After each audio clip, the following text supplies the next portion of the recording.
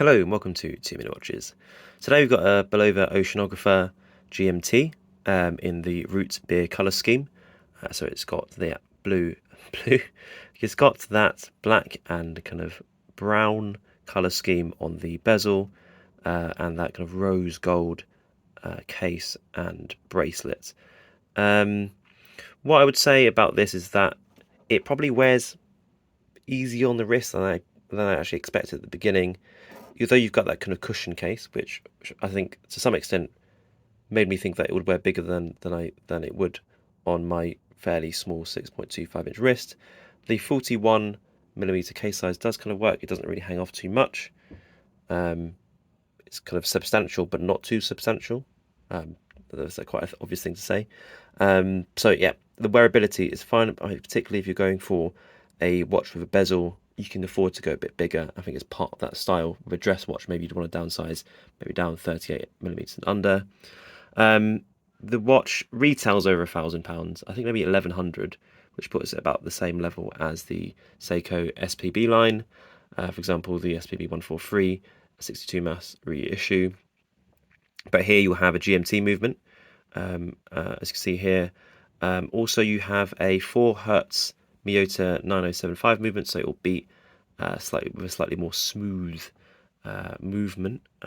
Quite a nice lollipop white second hand too, as well as you've got the kind of, I don't want to say prestige, but I guess you've got that nod to the Root Beer GMT with the Rolex.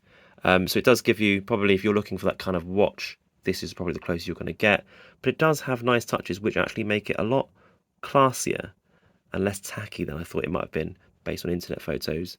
Got applied logo there, the BULOVA logo. The crosshair dial, I think, gives it that kind of vintage aesthetic, which I quite like.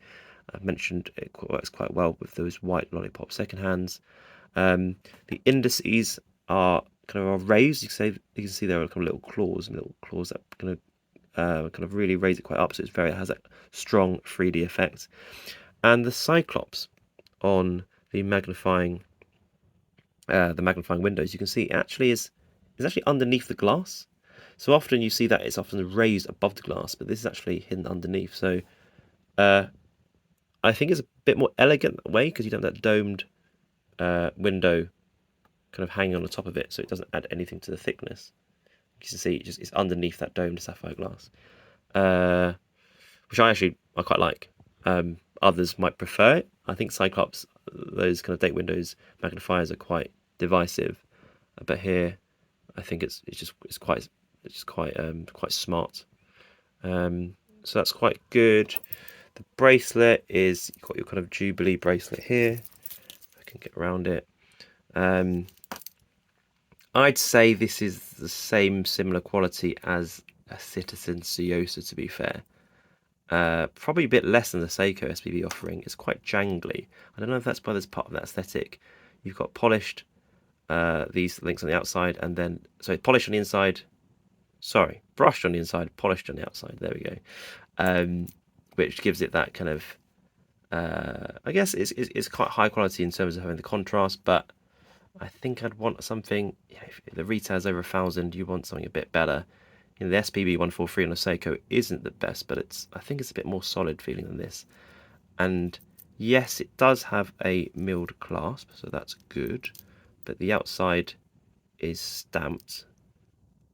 It is signed with the BULOVA logo, but it is a little bit flimsy. SKX level, I'd say. At least it's got a milled clasp, I guess. There's the back there. They've gone for silver, so you've got rose gold over most of it, and then silver at the back, which I guess nobody really notices. I don't really know what the coating is. Perhaps some sort of PVD coating. So there you have it. I think it's quite a smart. It's quite I guess it's got character. There we go. And yeah, I think that's something worth, if you're into this kind of colour aesthetic, something worth checking out.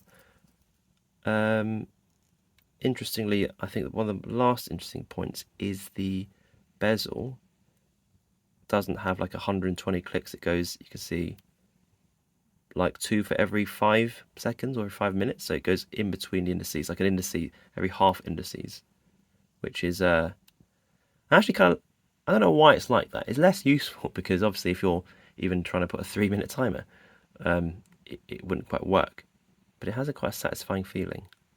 So I'll leave you with that. Yeah, let me know what you think in the comments. Thanks for watching.